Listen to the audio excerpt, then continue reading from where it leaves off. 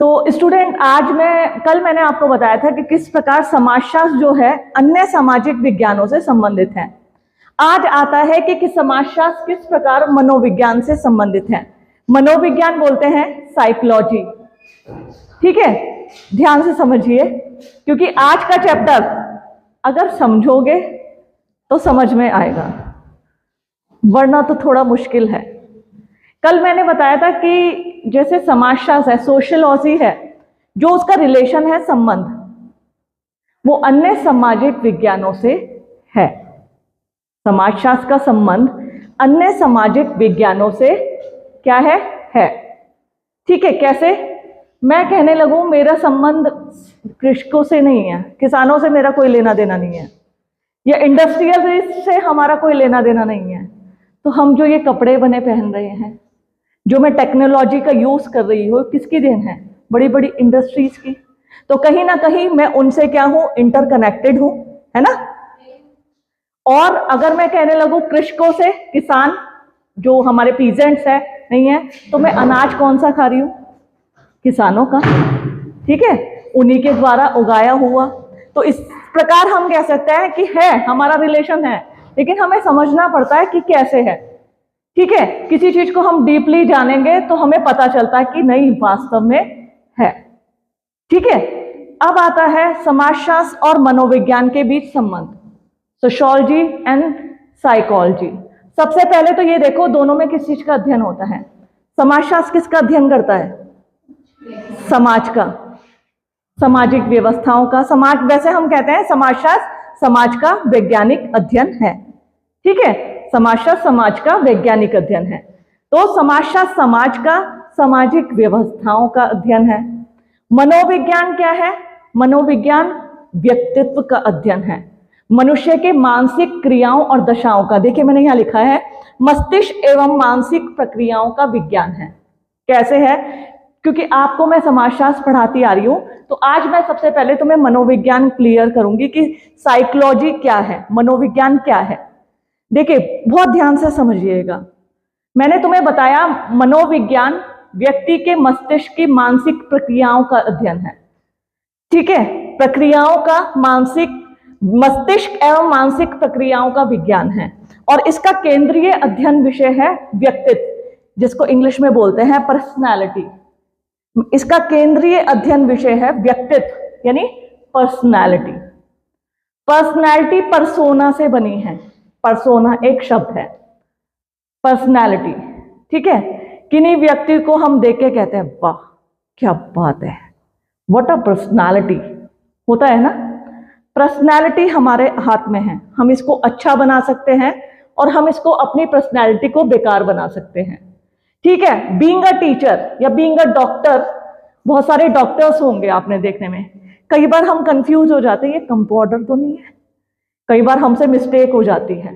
तो पर्सनैलिटी का व्यक्तित्व के ऊपर बहुत ज्यादा इफेक्ट पड़ता है। आपको अपनी पर्सनैलिटी अपने आप बिल्डअप करनी पड़ती है, बनानी पड़ती है, ये आपके पेरेंट्स नहीं बनाएंगे। पर्सनैलिटी आपको, मैं आपकी पर्सनैलिटी डेवलप नहीं कर सकती। आपकी पर्सनैलिटी आपको इंडिविजुअल डेवलप करनी है अपने आप से। वो कैसे? मैं टीचर हूं, मेरी पर्सनैलिटी मैंने खुद बनाई है, किसी ने मुझे बताया नहीं है।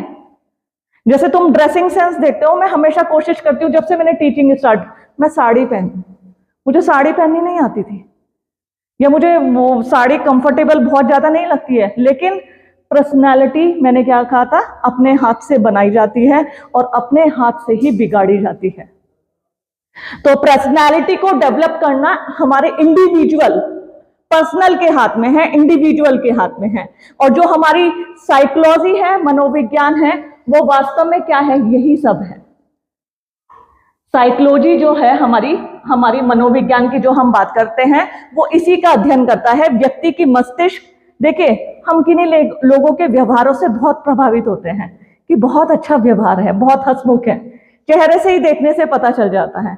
किसी को हम देखते हैं, किसी का चेहरा है ना थोड़ा स्माइली फेस नहीं होता, तो हम देखते ही बात करने में हेजिटेट करते हैं कि डर सा लगता है कि कहीं ये डांट ना दे, क्योंकि चेहरा ही पहले ऐसे बना है कि देख के आदमी भाग जाए, है ना। और किसी का इतना हंसमुख चेहरा होता है कि देख के, जैसे बहुत सारे डॉक्टर होते हैं, देखिए मैं आपको बहुत सारे एग्जांपल्स दूंगी आज, क्योंकि टोटली ये हमारी साइकोलॉजी से रिलेटेड है।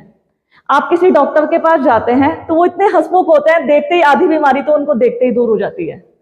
उन डॉक्टर्स को कितने हंसमुख है, कितने प्यार से पूछते बेटा क्या हुआ है, ठीक है बुखार कब से है, और कुछ बड़े खड़ूस है, हाँ क्या खाया था रात, तो देख के लगता है ये तो हमारे पेट में और दर्द हो गया देख के। तो कहने का मतलब जो व्यक्ति का मस्तिष्क मानसिक व्यवहार, ठीक है, मस्तिष्क की प्रक्रियाएं होती हैं, व्यक्ति का व्यवहार होता है, कहां से संचालित होता है, व्यक्ति के मस्तिष्क से। ध्यान से समझो, व्यक्ति का व्यवहार अच्छा है या बुरा है।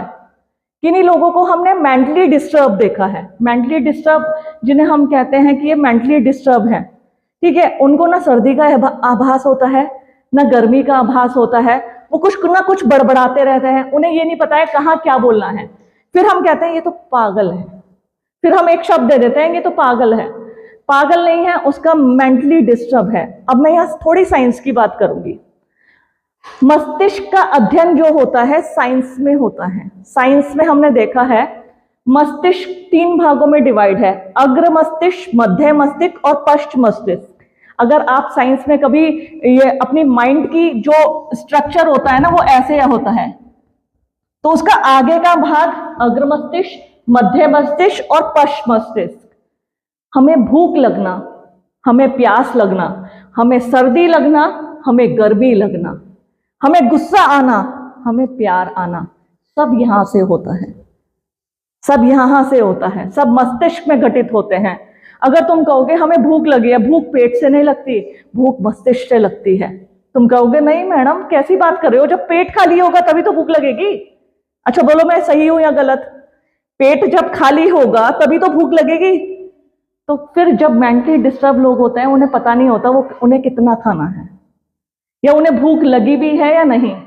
उन्हें सर्दी लगी है, अब तुम कहोगे मैडम ठंडा मौसम होगा, मौसम से लेना देना है, मस्तिष्क से क्या लेना देना है कि हमें ठंड लग रही है।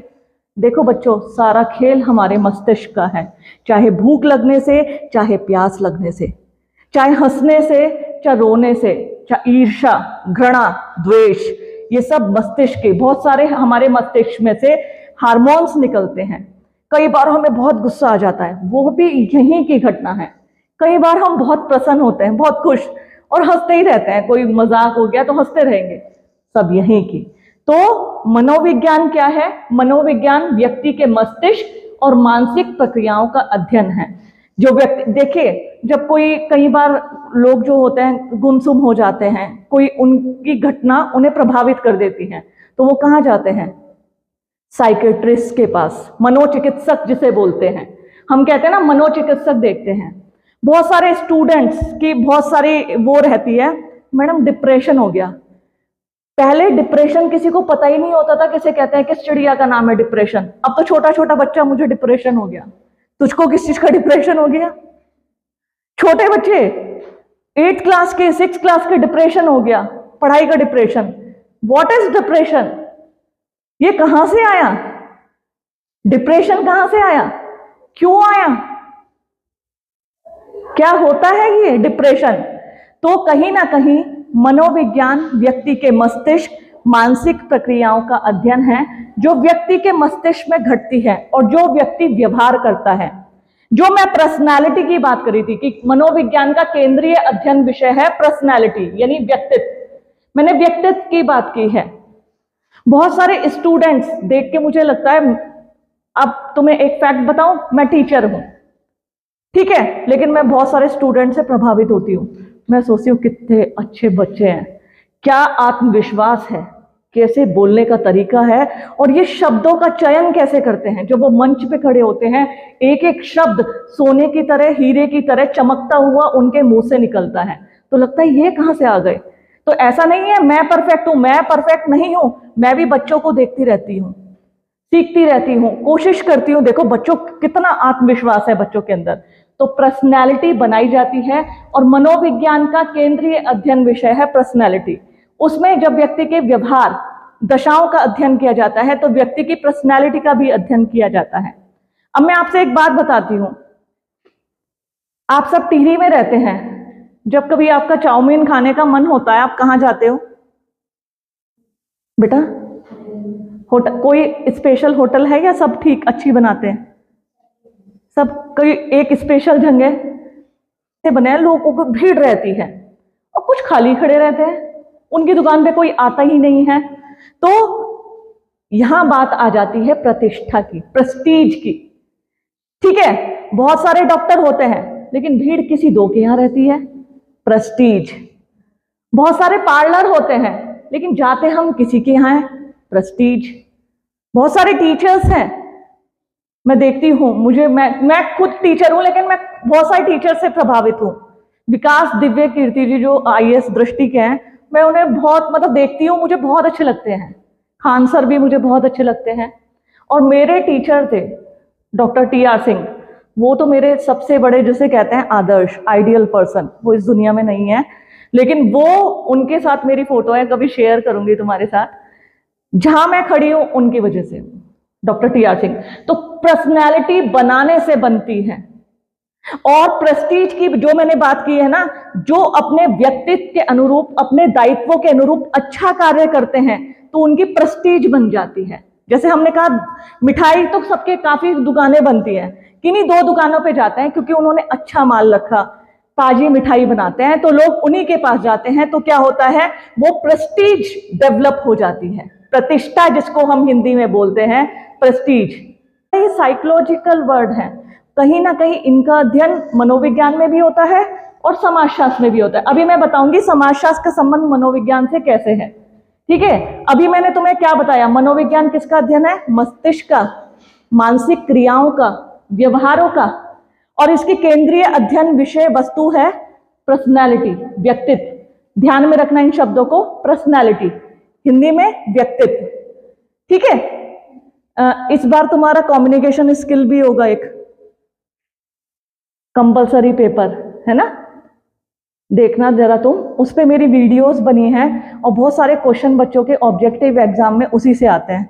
तो उसमें पर्सनैलिटी, उसमें यही पूछा गया है, ड्रेस सेंस के बारे में यही क्वेश्चन आते हैं, इंटरव्यू के बारे में, आपके ड्रेसिंग सेंस के बारे में, इंटरव्यू की ड्रेस सेंस क्या होनी चाहिए। ठीक है, तो वो सब चीजें आप देखना और देखना, क्योंकि वो इसी से इंटरकनेक्टेड है, पर्सनालिटी से। बार बार कह रही हूं, पर्सनालिटी बनाने से बनती है। ठीक है, अब देखो, जैसे क्या नाम है तुम्हारा बेटा, मनीषा। मनीषा पैर ऊपर करके बैठी है, और नहीं नहीं बेटा, मैं गलत नहीं कह रही है, टेबल नहीं है तेरे आगे, गलती यहाँ के सिस्टम की है। तेरे पास अगर टेबल होती तू पैर, क्योंकि तूने कॉपी को अपने पैरों पे रखा हुआ है, टेबल ले लेना। ठीक है, तो क्या होता, पर्सनालिटी बनाने से बनती है। कई बार अगर मैं तुमसे बोलूं, मैंने एक आर्मी के इंस्टीट्यूट में गई थी, वहां मैंने ट्रेनिंग भी की है 1 महीने के लिए। वहां हमें पता कैसे बैठने देते थे, कमर हमने हल्की सी झुकाई तो पीछे से डंडा पड़ता था, हम ऐसे सीधे, तो ऐसे सीधे जाते थे। हमें खाने का तरीका बताया, हमें बैठने का बताया। तुम कहोगे मैडम इस क्लासरूम में क्यों बता रही हूं, क्योंकि पर्सनैलिटी। आज मैं तारीफ बहुत कम करना और करवाना चाहती हूँ, पसंद नहीं है, मतलब और लोगों को मैं देखती हूँ, जैसे कई लोग मुझे कहते हैं, बच्चे, मैं कोटद्वार कॉलेज में थी, या मैं तुम्हें ऐसे ही नहीं बता रही हूँ, कुछ मेरे साथ मेरे अनुभव है जो तुमसे साझा कर रही हूँ, कि हमारी पर्सनैलिटी हमारे हाथों में है, हम चाहे इसको बनाएं चाहे बिगाड़ें। और हमारे साइकोलॉजी भी ये कहता है, हमारे अंदर कॉन्फिडेंस कब आता है, देखो सुनो, तुम जब तुम शादी या किसी उस पर अच्छी ड्रेस पहनते हो, कॉन्फिडेंस आता है, अंदर से खुशी आती है। अच्छा नहीं आती तुम्हें, आती है। हमारी ड्रेस हमें खुशी देती है। ठीक है, वो कैसे, जैसे तुम किसी पार्टी, कॉलेज आ रहे, नो डाउट, लेकिन किसी दिन तुमने एक अपना बाजार से लाया हुआ नया कुर्ता पहना, तो तुम्हारी खुशी ही अलग होती है, अंदर आत्मविश्वास ही अलग होता है। और ये हमारी साइंस भी कहती है, हमारी साइकोलॉजी भी कहती है कि जिस दिन हम अच्छे से ड्रेसअप होते हैं, उस दिन हमारा कॉन्फिडेंस डबल हो जाता है, हमारा 2 गुना कॉन्फिडेंस बढ़ जाता है। इसलिए अपनी ड्रेसिंग सेंस को मेंटेन करिए, और उसके लिए पैसों की कोई जरूरत नहीं है, जो पहना है उसको अच्छे से पहनिए। मैं साड़ी क्यों पहनती हूं, मैं भी तो सूट पहन सकती हूं, क्योंकि ड्रेसिंग सेंस हमारी खूबसूरती में 4 चांद लगाती है।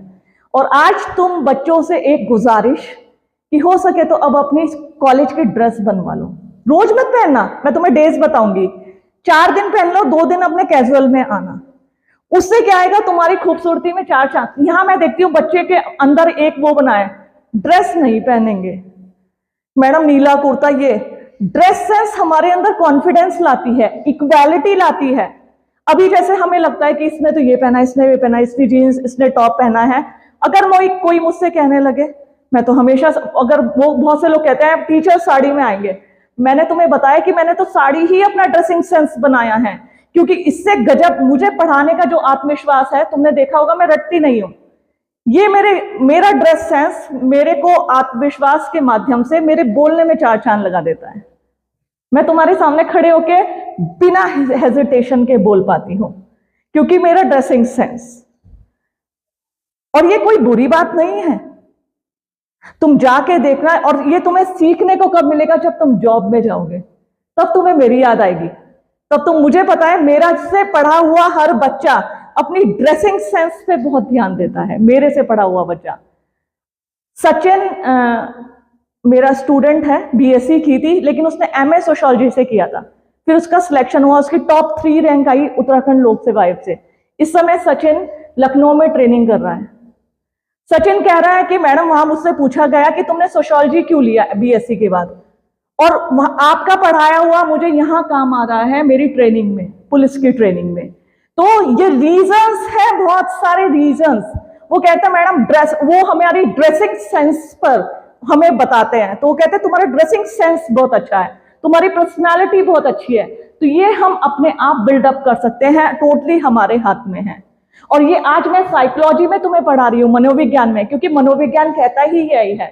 व्यक्ति जब उदास रहता है, व्यक्ति जब नाखुश रहता है, तो उसके चेहरे से पता चल जाता है।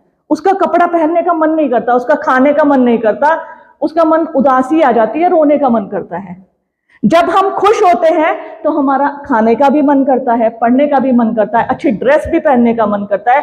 टोटली ये व्यक्ति के माइंड से इंटरकनेक्टेड है।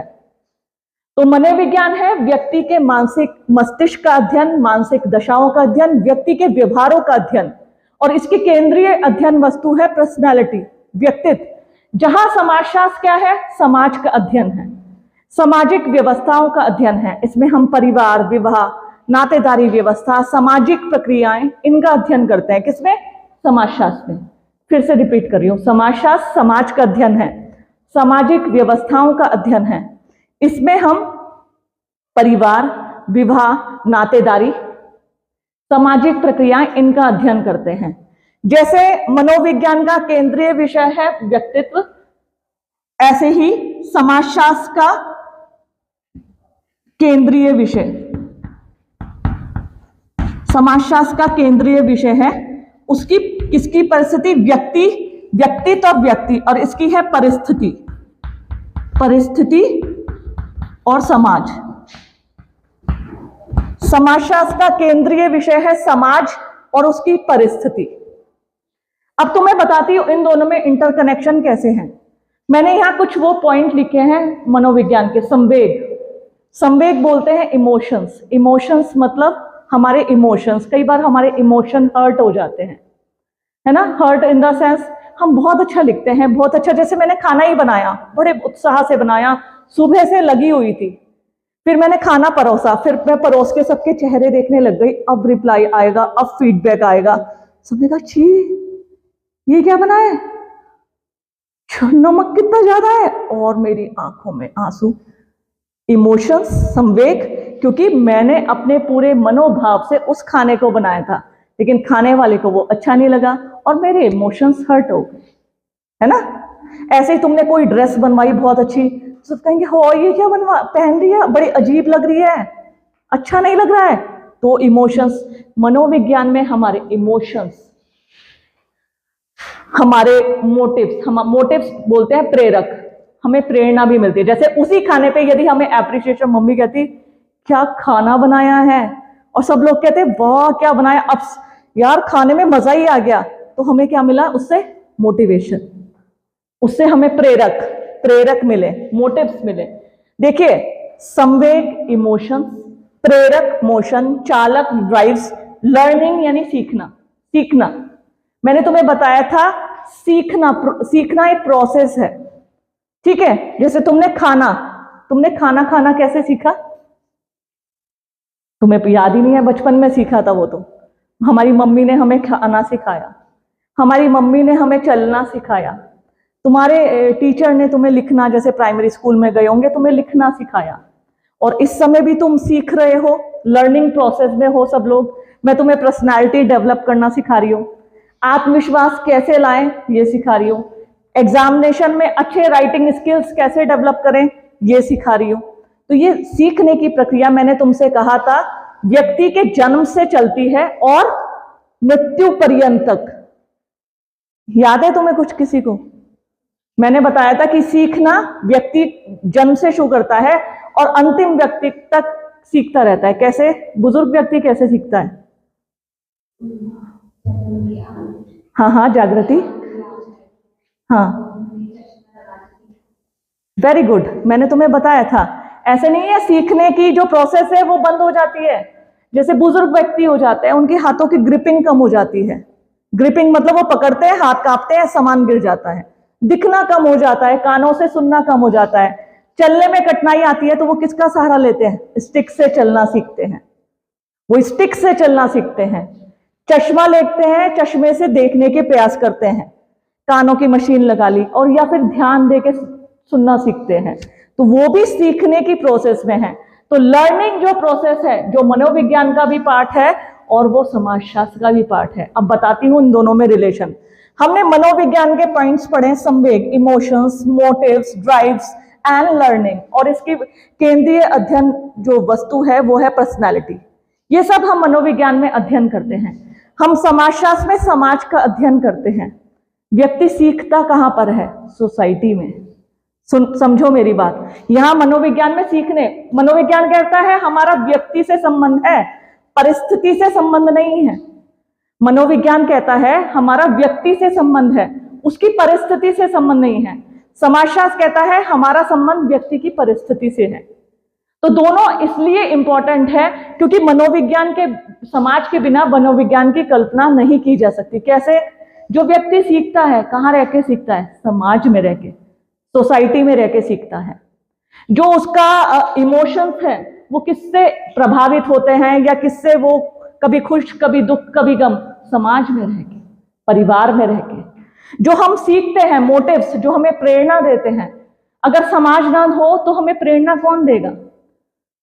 जरूरी नहीं है मैं किसी को गिफ्ट दूं तो ही एप्रिसिएशन होगा कि वाह क्या काम किया। शब्द भी एप्रिसिएशन का काम करते हैं, जो हम कहते हैं वाह। बच्चों इसके लिए तालियां, कई बार मैंने क्लैपिंग तुम लोगों से करवाई है। तो वो क्लैपिंग भी मोटिवेशंस के पार्ट हैं। जरूरी नहीं है मैं कोई गिफ्ट दूंगी वही मोटिवेशन है। हमारे शब्द, हमारी क्लैपिंग्स, हमारे बिहेवियर्स, वो भी मोटिवेशंस के पार्ट हैं। तो जो मनोविज्ञान है, और साथ ही साथ लर्निंग की बात हम करते हैं मनोविज्ञान में, सीखने की बात। और सीखना कहाँ होता है? समाजीकरण के माध्यम से। कहाँ पे? समाज में। तुम देखना आगे आने वाले चैप्टर्स में तुम समाजशास्त्र में समाजीकरण पढ़ोगे, सोशलाइजेशन। समाजशास्त्र में तुम समाजीकरण की बात करोगे और मैं तुम्हें पूरा चैप्टर पढ़ाऊंगी सोशलाइजेशन। समाजीकरण क्या है? सीखने की प्रक्रिया। The process of learning is called socialisation. The process of learning, learning किसका विषय था? मनोविज्ञान का। और उसे हम कहाँ सीख रहे हैं? सोशलाइजेशन में। बच्चा जन्म से लेकर मृत्यु पर्यंत समाज में रहकर सीखता है। मैंने तुम्हें बताया था एक माँ को बच्चे की प्राथमिक शिक्षिका बोला जाता है, एक परिवार को बच्चे की प्राथमिक पाठशाला बोला जाता है, और उसके बाद वो पाठशाला में जाता है। पाठशाला मतलब स्कूल्स में जाता है, सीखता है, सोसाइटी में रहता है, सीखता है। मैं किन्हीं बच्चों को देखती हूं, उन्हें पेंटिंग्स बहुत अच्छी आती है। ठीक है, इंटरेस्ट के अकॉर्डिंग हम अपने अपने हॉबीज डेवलप करते हैं। चलो बताओ तुम्हारी हॉबीज क्या है? नंदिनी तुम्हारी हॉबी क्या है? बैठे बैठे, खड़ा नहीं होना। नॉवल वगैरह पढ़ने और स्टोरी राइटिंग, वेरी गुड। साक्षी? नहीं बेटा, आपकी? मानसी? नहीं, अभी हॉबीज का डिसाइडेड नहीं है। क्या अच्छा लगता है? बस ये बताओ तुम्हें क्या अच्छा लगता है, कौन सी बातें तुम्हें खुशी देती हैं? साक्षी? डांस, देखो जैसे साक्षी की है डांस, मुझे भी बहुत अच्छा लगा, ऐसे नहीं लेकिन जो ओकेजनली डांस, रीडिंग। बेटा मानसी, मुस्कान सॉरी, सिंगिंग, कभी गाना सुनूंगी इसका। देखो हॉबीज होती है जो चीज कई बार, सिंगिंग गाना गाना, जागृति राइटिंग लिखना इसे अच्छा लगता है, तुम बताओ। अभी डिसाइडेड नहीं है। लाइबनूर, ड्राइंग